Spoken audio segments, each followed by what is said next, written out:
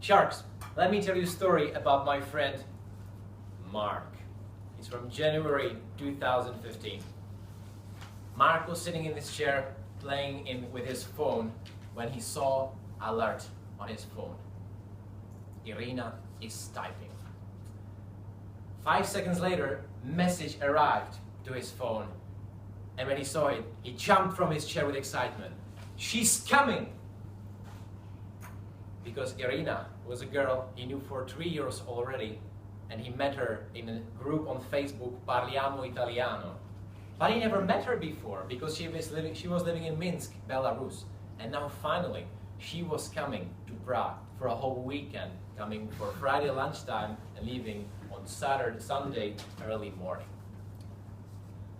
And the interesting thing was that Mark was a 19-year-old geeky nerd for whom it was very difficult to speak to anyone. But the magical thing about his relationship over the internet with Irina was that then he was able to share things that he was worried about as well as things that he was dreaming of. So when she was actually supposed to come, yes, he was a little bit nervous.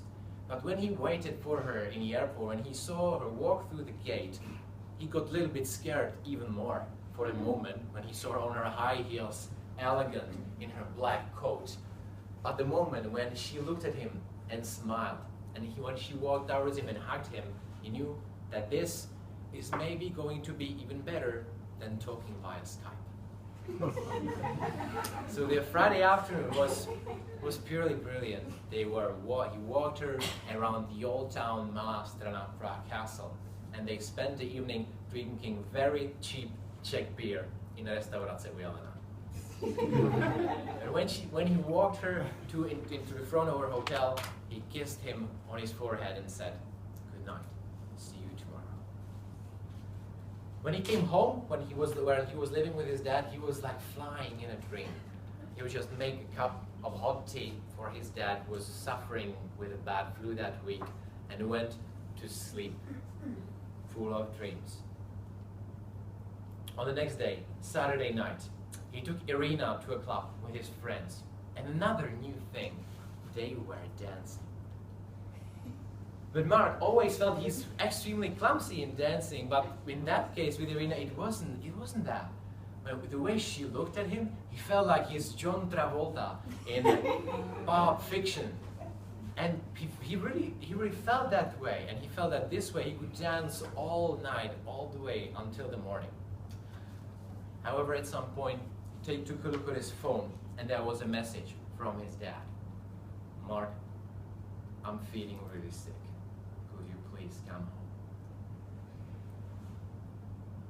And he knew he had to, so he just went to Rita and said, "I'm sorry, my dad's not feeling well. I need to go back home to find out what's going on.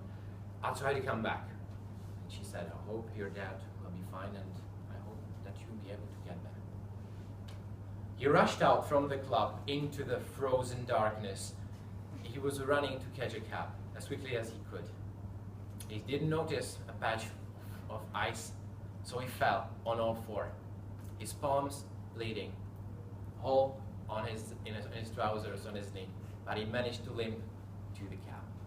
And from the cab he sat and wrote one message to his dad: "I'm coming in 20 minutes." And then to Irina: "I hope that you will stay in the club. I would really hate it if this was the last moment I saw you." No response from either of them. So the cab arrives to the destination. He rushes to the door of their house, rushes up the stairs, opens the door of the living room, and then he sees his dad sitting relaxed in a large armchair, reading a book. Dad looks up and says, at his watch, 55 minutes. Not bad.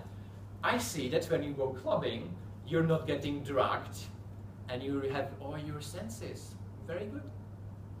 That's all. Good night. Mark was standing there in the door, clenching his fists. And he released. He stormed out through the door that was still open and got himself a cab. There was still no reply, but he decided, I'm going to try my luck. Sent a message to Irina. Are you still there? Are you still up for a dance? The whole time he would be waiting for the cab in the frozen darkness. 5 minutes, 7 minutes, nothing. So when the cab arrived, he sat in, and the cab driver asked him, so young man, where are we going? And he said, And then at that moment, as if his psychic powers finally started working, he saw the alert. I loved seeing the most. Irina is typing. I am very sorry, Mark, but I was tired. So I went back to the hotel. I'm not dancing tonight.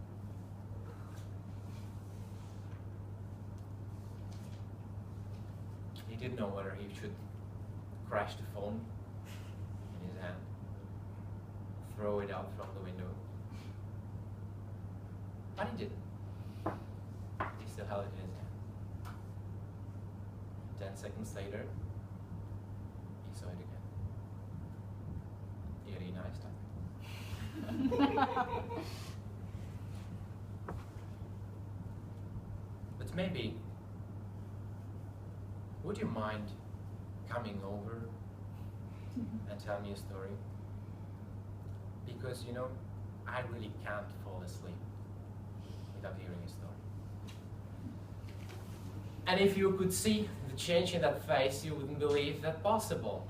It was just a man from a horror changing into a young man who just jumped out of an advertisement for Coca-Cola. So when the taxi driver asked, so young man, are you going somewhere or not?